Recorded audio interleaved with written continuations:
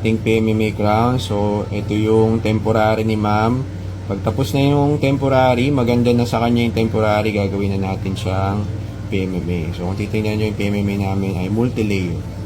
So, ito na ang ating crown open. So, yan, wala nang ipin si Ma'am Sarah. Pero ngayon, nagka-ipin na. Yan, kagat, kita nyo? So, ito, natural white lang, kita nyo.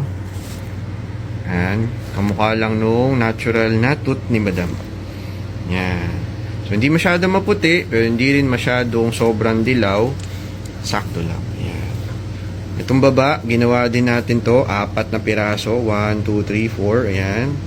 So, okay din. Maganda na rin yung itsura.